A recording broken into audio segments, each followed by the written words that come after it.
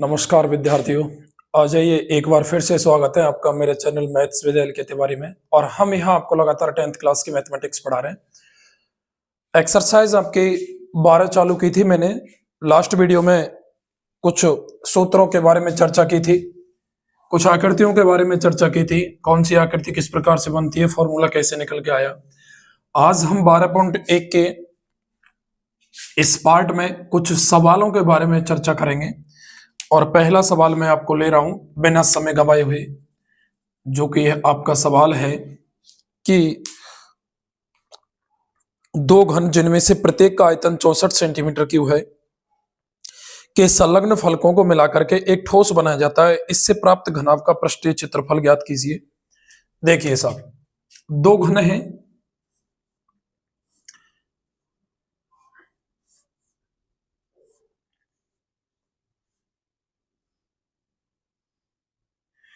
एक घन में इस प्रकार से बना देता हूं और इसी के संलग्न एक दूसरा घन है, ठीक है। और वो जो दूसरा घन है वो भी इसी में मिला गया है, बिल्कुल।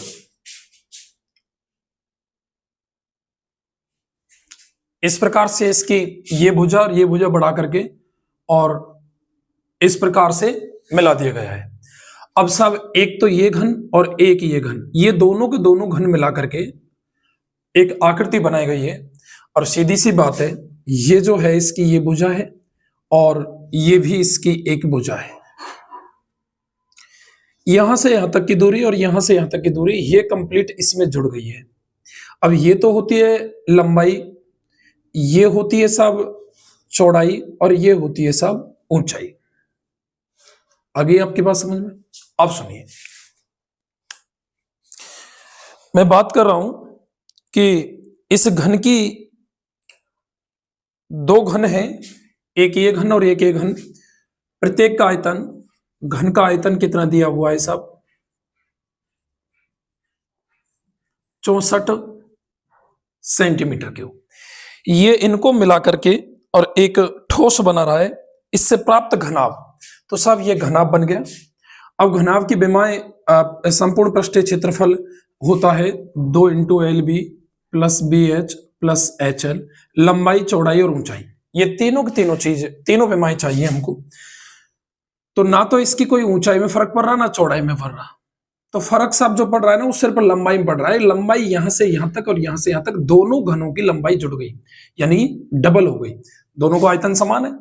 अब घन का आयतन होता क्या है? भुजा क्यों, जिसकी वैल्यू 64 है। तो यदि मैं इस घन की भुजा निकालूं तो ये आ जाएगा 64 के घात 1/3 यानी घनमूल। तो 64 का हो जाएगा सब 4, तो भुजा आ गई 4 सेंटीमीटर की, यानी कि ये यहां से यहां तक 4 सेंटीमीटर की, यहां से यहां तक की 4 सेंटीमीटर। दो घनों को मिलाकर बने घनाभ की लंबाई L, 4 और 4 कितना? 8 सेंटीमीटर। चौड़ाई B, चौड़ाई तो सब 4 ही रहेगी और ऊंचाई भी कितनी रहेगी? 4 सेंटीमीटर। यानी फर्क सिर्फ जो पड़ेगा वो पड़ेगा इसकी लंबाई में। तो इसका संपूर्ण पृष्ठीय क्षेत्रफल, संपूर्ण पृष्ठीय क्षेत्रफल वो होता है सब 2 × LB plus BH plus HL। तो आप लगाओ 2 × LB, L कितना है? 8 × B 4 plus B 4 × H 4 plus H 4 × L 8। गुणा करो सब, ये हो जाएगा 8 का 32 32 प्लस 4 × 4 16 प्लस 8 का 32। तो 32 और 32 64, 64 और 16 हो गया सब 80, और 80 का दुगना करेंगे तो ये आ जाएगा 160 वर्ग सेंटीमीटर। यानी कि साहब इसका जो ठोस आकृति बनी है घनाभ की, इसका जो पृष्ठीय क्षेत्रफल है वो कितना आ गया? 160। कुछ नहीं था, ये दोनों आकृतियों मिलाने पर एक घनाभ बन रहा है तो इसका भी 4, इसका भी 4, तो इसकी लंबाई दुगनी होगी, बाकी चौड़ाई और ऊंचाई में कोई फर्क नहीं पड़ेगा। ये विमाएं, ये फॉर्मूला आपको याद होना चाहिए संपूर्ण पृष्ठीय क्षेत्रफल का, और आराम से अपन इस सवाल को कर सकते हैं।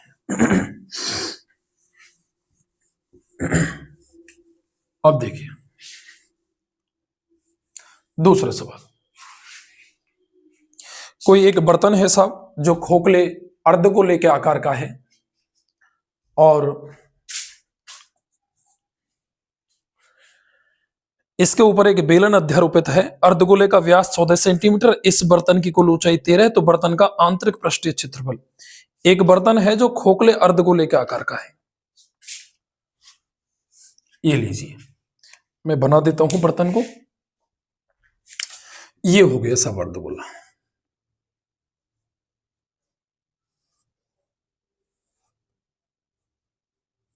ये हो गया सब, ठीक है। अब क्या है, इसके ऊपर एक बेलन अध्यारोपित है।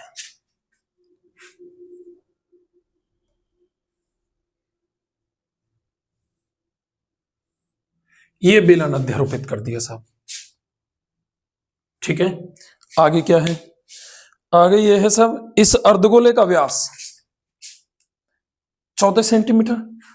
अर्धगोले का व्यास 14 सेंटीमीटर, यानी कि इसकी साहब जो ये त्रिज्या है ये हो जाएगी 7 सेंटीमीटर, यहां से यहां तक की।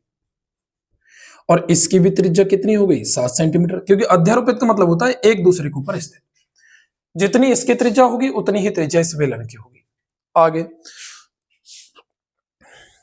इस बर्तन की कुल ऊंचाई 13 सेंटीमीटर है। इस बर्तन की कुल ऊंचाई यहां से लेकर यहां तक कितनी है साहब, 13 सेंटीमीटर।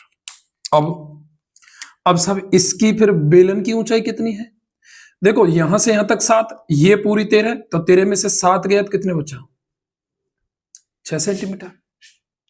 इसकी ऊंचाई कितनी बची साहब, 6 सेंटीमीटर। अब ये क्या पूछ रहा है साहब, ये पूछ रहा है इस बर्तन का आंतरिक पृष्ठीय क्षेत्रफल। तो देखिए यहां पर बेलन की त्रिज्या और गोले की त्रिज्या, सॉरी अर्धगोले की, अर्धगोले की त्रिज्या ये कितनी है साहब, r बराबर 7 सेंटीमीटर। व्यास 14 का था, त्रिज्या कितनी हो गई इसकी, और इस पात्र की या बर्तन की कुल ऊंचाई कितनी है साहब, 13 सेंटीमीटर। तो सब बेलन की ऊंचाई, बेलन की ऊंचाई h बराबर 13 में से 6 गए, सॉरी 7 गए तो कितने बचे, 6 सेंटीमीटर। अब इस बर्तन का आंतरिक पृष्ठीय क्षेत्रफल ये पूछा है। तो बताओ बर्तन किससे बन रहा है, बर्तन एक तो बेलन से और एक अर्धगोला से। ये पृष्ठीय क्षेत्रफल पूछ रहा है, तो एक तो इसमें बेलन सम्मिलित है और एक क्या है, अर्धगोला। तो बेलन का पृष्ठीय क्षेत्रफल और अर्धगोले का। बेलन के, अब बेलन के पृष्ठीय क्षेत्रफल क्या है वो देखो आप। आंतरिक जो पृष्ठीय क्षेत्रफल है बेलन का साहब वो ये है, देखो ये हिस्सा आ गई आपके पास समझ में, ये वक्र पृष्ठ है। तो बेलन के वक्र पृष्ठ क्षेत्रफल प्लस अर्धगोले का पृष्ठीय क्षेत्रफल।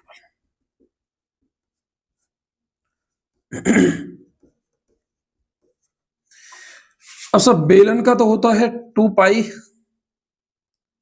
r और h, और अर्धगोले का होता है 2 पाई r स्क्वायर, क्योंकि पूरे गोले का 4 पाई r स्क्वायर। तो फिर आधे गोले का क्या हो गया भाई, 2 पाई r स्क्वायर। अब देखिए यहां पर कॉमन आ रहा है कुछ, 2 पाई सेम, त्रिज्या भी दोनों के बराबर है, तो r भी कॉमन आ गई, तो यहां से s बचा और यहां से क्या बचा, r। 2 पाई r कोष्टक में h प्लस r।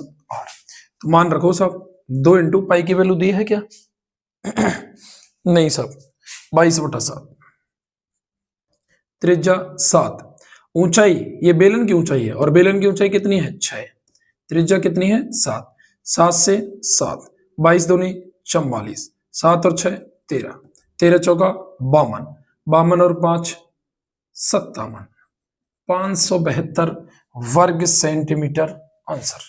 ये हो गई साहब इस बर्तन का आंतरिक पृष्ठीय क्षेत्रफल। ठीक है साहब, यह हुआ आपका सवाल नंबर कौन सा, दूसरा। अब आ जाइए अगला सवाल। तीसरा सवाल देखिए साहब, तीसरा सवाल क्या है आपका,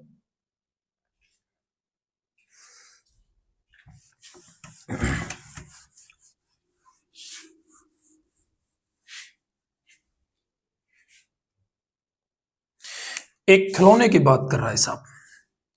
किसकी बात कर रहा है, एक खिलौने की। और खिलौने भी कैसे की बात कर रहा है, एक खिलौना त्रिज्या 3.5 सेंटीमीटर वाले एक शंकु के आकार का है। एक शंकु, एक खिलौना बनाओ आप जो कि एक शंकु के आकार का है। ये लीजिए साहब। अब जो उसी त्रिज्या वाले एक अर्धगोले पर अध्यारोपित है, यानी कि ये जो शंकु है ये अध्यारोपित है किस पर, अर्धगोले पर।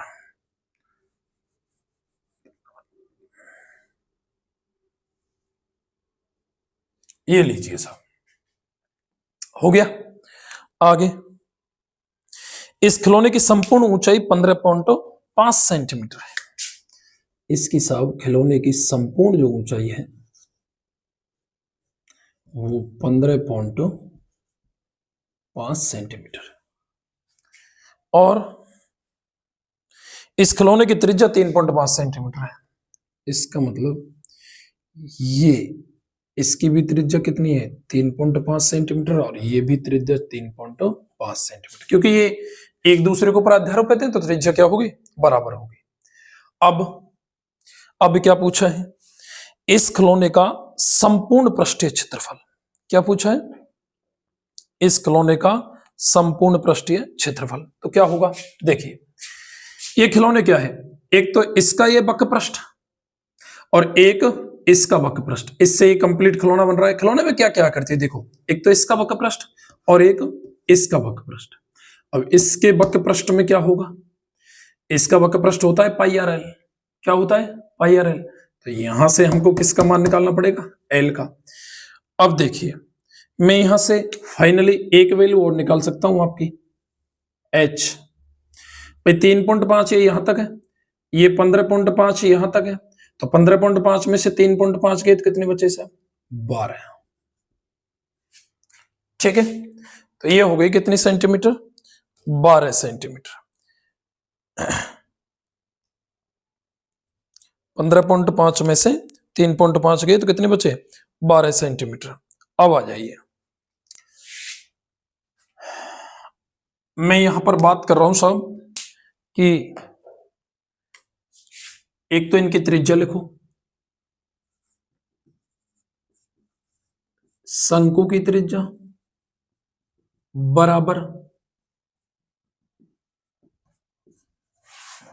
अर्धगोले की त्रिज्या बराबर 3.5 सेंटीमीटर, और इस बर्तन की या खिलौने की कुल ऊंचाई कितनी दे रखी है साहब, खिलौने की कुल ऊंचाई है 15.5 सेंटीमीटर। तो फिर इस शंकु की ऊंचाई कैसे निकाली हमने, पूरे 15.5 में से ये 3.5 घटा दिया तो ये हिस्सा बचा। तो आप शंकु की ऊंचाई निकालो, शंकु की ऊंचाई, तो 15.5 में से 3.5 घटेंगे साहब, तो ये बचेगा 12 सेंटीमीटर। ठीक है साहब, अब आ जाइए यहां पर, ये जो है ये 12 सेंटीमीटर और ये कितनी है 3.5 है। आपको पता है ये हाइट है शंकु की, सीधी दूरी, और सीधी दूरी हमेशा न्यूनतम होती है, और न्यूनतम दूरी हमेशा 90 डिग्री के कोण पर मापी जाती है। इसका मतलब ये 90 डिग्री कोण 90 डिग्री का ये कोण है तो इसके सामने की भुजा ये कर्ण, ये लंब और ये आधार। हालांकि हम जो ये है इसको अपन ढालू भाग बोलते हैं और इसको एल से प्रदर्शित करते हैं। किससे? एल से। ये क्या है? आर, और ये क्या है साहब? एच। ठीक है, हमको ये एल क्यों चाहिए? क्योंकि इसने इसका संपूर्ण पृष्ठ पूछा है, तो इसमें एक तो इसका ये वक्र पृष्ठ और एक इसका वक्र पृष्ठ, ये दोनों शामिल है। अब वक्र पृष्ठ होता है शंकु का पाई आर एल, तो एल चाहिए, तो पहले मैं एल ज्ञात कर लूं। तो एल बराबर ये होता है सब under root H square plus R square. तो एच क्या है? 12 का स्क्वायर, आर क्या है? 3.5 का स्क्वायर। ठीक है साहब, अब आप इनका वर्ग कर लो। 12 का वर्ग होता है सब 144 प्लस 3.5। जिन संख्याओं का इकाई का अंक सब 5 होता है उनका वर्ग कुछ इस प्रकार से करते हैं। देखो 5 का वर्ग 25, इससे एक अधिक का गुणा कर दो आप, जैसे 3 से एक अधिक 4 और 4 तिया 12, यानी ये आ जाएगा 12 25। एक संख्या बाद दशमलव है तो दो संख्या बाद लगा दो, क्योंकि 3.5 इंटू 3.5 करेंगे। मान के चलो कोई आपसे 45 का पूछ ले, तो 5 का 25, 4 में एक अधिक 5, 5 चौका 20, तो इसका हो जाएगा 20 25। आपसे कोई पूछ ले सब 95 का वर्ग बताओ, तो 5 का वर्ग कितना है? 25, और 9 से एक अधिक 10, 10 9 90, 90 25। आपसे कोई 105 का वर्ग पूछ ले साहब, तो 5 का वर्ग 25 और 10 इंटू 11 110, तो ये हो जाएगा 110 25। इसका मतलब जिन संख्याओं का इकाई का अंक 5 हो उनका वर्ग अपन आसानी से ज्ञात। ये वैदिक गणित की चीजें हैं। आपकी गलती से आपकी जो 10th क्लास की मैथमेटिक्स है उसमें से कंपटीशन का क्षेत्र हटा दिया, कोई काम की गणित रही नहीं, लेकिन आप पढ़ो क्योंकि बोर्ड के एग्जाम है, आपको नंबर लाने हैं, मनोबल बढ़ाना है, गणित के प्रति रुचि बढ़ानी है, तभी जाके आगे कंपटीशन में सफल होंगे। देखिए साहब, इनको जोड़ो आप, ये हो जाएगा 0.25, 4 और 2 6, 4 और 1 5, तो ये हो जाएगा 156 25। 156 25 साहब किसका वर्गमूल होता है? आप देखो इसमें भी इकाई का अंक 5 है, 5 का वर्ग, यानी ऐसी संख्या है वो जिसका इकाई का अंक क्या है? 5 है। अब 156 देखो गुणा करने पर किसके गुणा में आता है? हालांकि आप निकालने में से दिक्कत आपको आ सकती है, आप इसका वर्गमूल निकाले, 12 इंटू 13 करने पर 156 आता है। ठीक है, तो ये हो जाएगा सब 12.5 सेंटीमीटर। दो संख्या बाद है तो वर्गमूल के बाहर एक संख्या बाद आ जाएगी। तो ये एल का मान आ गया। अब हमको बर्तन का संपूर्ण पृष्ठ क्षेत्रफल, तो एक तो सब बेलन के वक्र पृष्ठ और बेलन का वक्र पृष्ठ पाई आर एल, और एक इसका, तो ये हो जाएगा 2 पाई आर स्क्वायर। ठीक है, यहां पाई का मान दे रखा है क्या? इसमें पाई का मान नहीं दे रखा सब, इसलिए आप 22/7 लेंगे।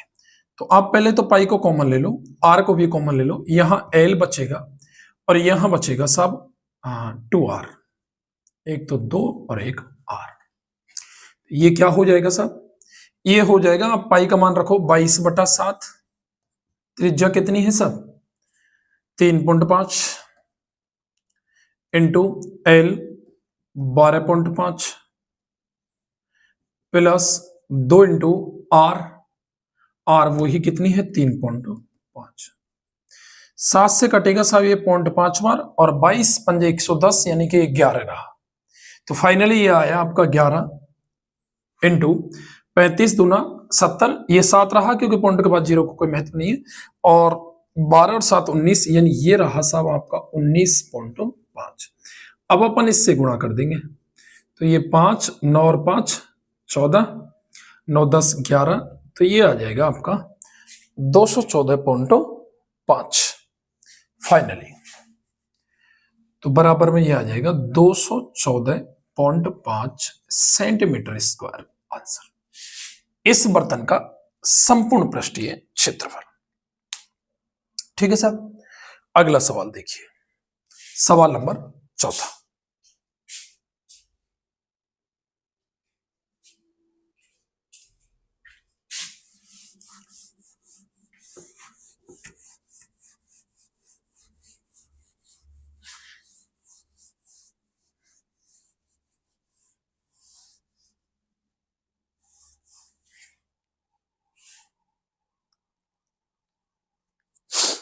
देखिए साहब, चौथा सवाल क्या है? भुजा 7 सेंटीमीटर वाले एक घनाकार ब्लॉक के ऊपर एक अर्धगोला रखा हुआ है। अर्धगोले का अधिकतम व्यास क्या हो सकता है? इस प्रकार बने ठोस का पृष्ठीय क्षेत्रफल ज्ञात कीजिए। अब आप देखिए, एक घनाकार ब्लॉक बनाइए पहले तो।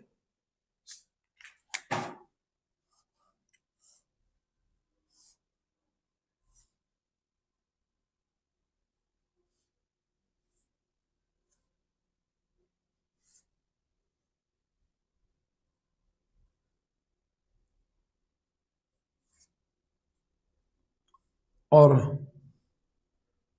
इनको मिला दीजिए वर्ग बना करके, ठीक है साहब। और अब इसके ऊपर क्या कर रखा है इसने? ये रख रखा है साहब एक अर्धगोला, इसके ऊपर अर्धगोला रख रखा है। तो साहब किसी भी एक पृष्ठ पर आप अर्धगोला रख दीजिए। आप चाहे यहां रख दो,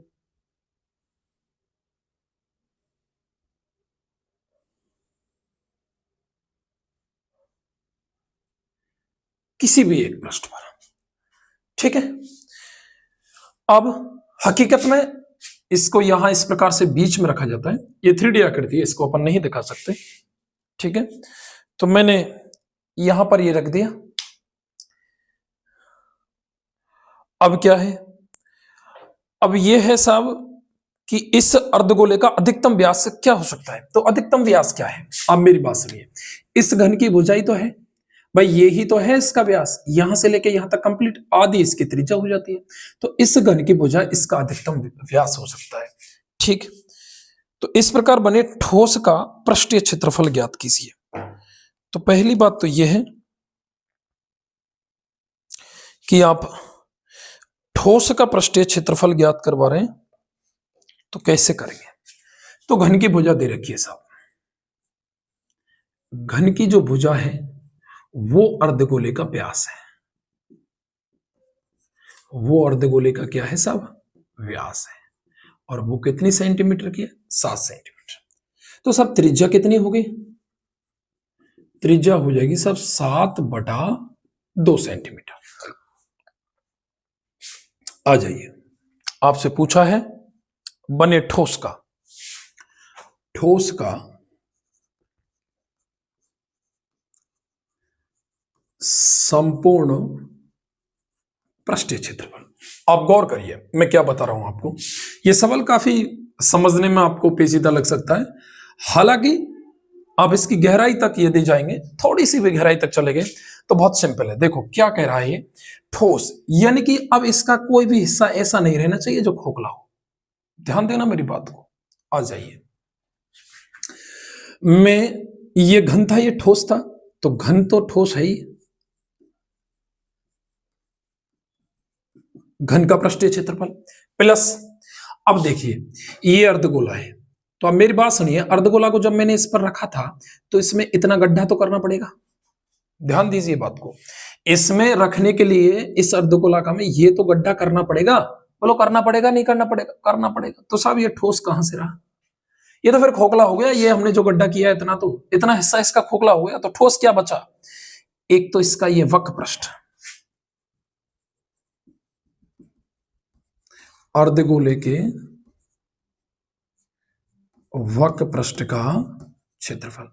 घटाएंगे क्या? अर्धगोले के आधार का क्षेत्रफल, ये घटेगा साहब इसमें से। तो घन का ये होता है 6 इंटू भुजा स्क्वायर, प्लस इसके वक्र पृष्ठ होता है 2πr²। इसमें से आधार, आधार वृत्तीय और वृत्त का क्षेत्रफल वही πr²। तो 6 इंटू भुजा कितनी है? 7, तो 7 का वर्ग प्लस 2πr² में तो 1πr² गया, तो खाली 1πr² बचेगा। 7 का वर्ग 49, ये हो जाएगा 6 इंटू 49 प्लस पाई की वैल्यू 22/7 है, बिल्कुल 22/7 ही लेनी है,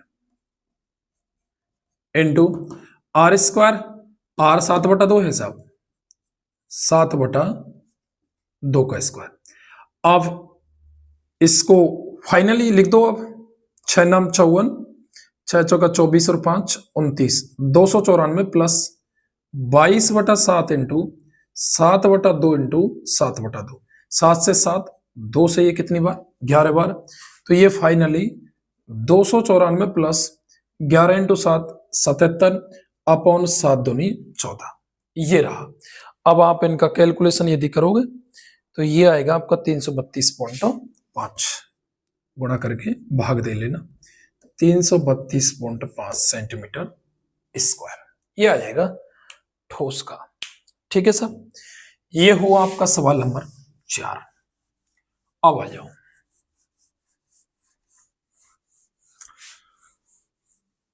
सवाल नंबर 5।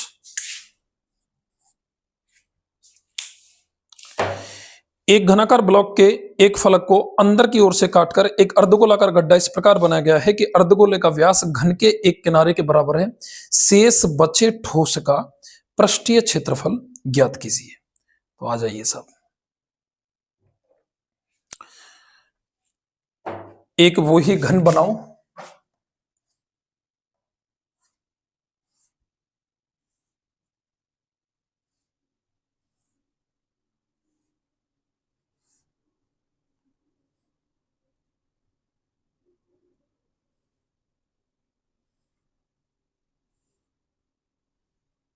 ठीक है, बन गया।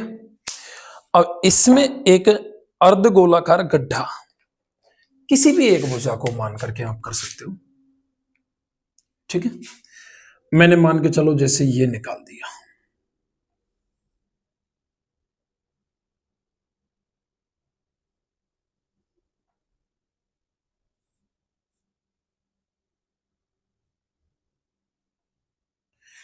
इस प्रकार से। ठीक है, मैंने ये क्या कर दिया, निकाल दिया, अर्धगोलाकार गड्ढा किया है। क्या कह रहा है कि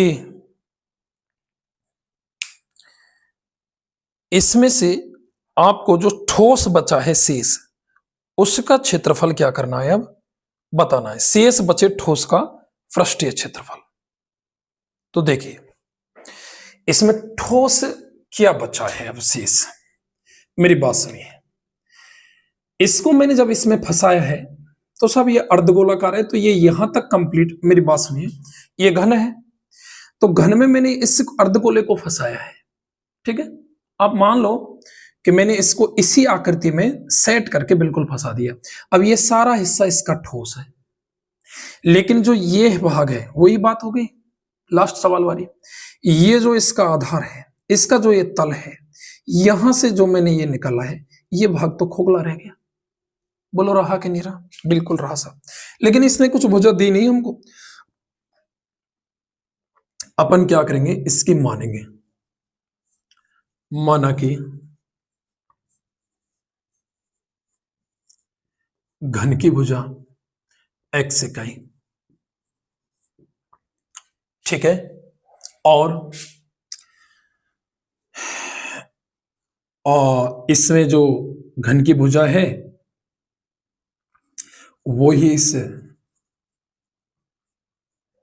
अर्धगोले का व्यास है, तो अर्धगोले की त्रिज्या, तो त्रिज्या r बराबर हो जाएगी साहब x बटा 2 इकाई। ठीक है, तो फिर शेष ठोस का क्षेत्रफल,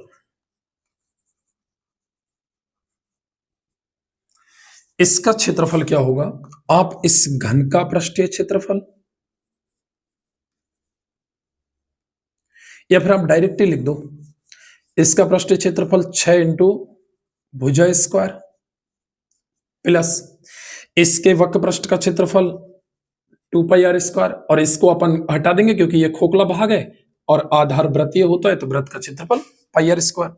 तो फाइनली 6 इंटू भुजा कितनी है x स्क्वायर प्लस 2π में से 1πr स्क्वायर, तो 1πr स्क्वायर बचा, तो ये हो गया 6x square plus pi r, साहब r है x बटा 2 का स्क्वायर, तो ये हो जाएगा 6x square plus pi x square upon 4।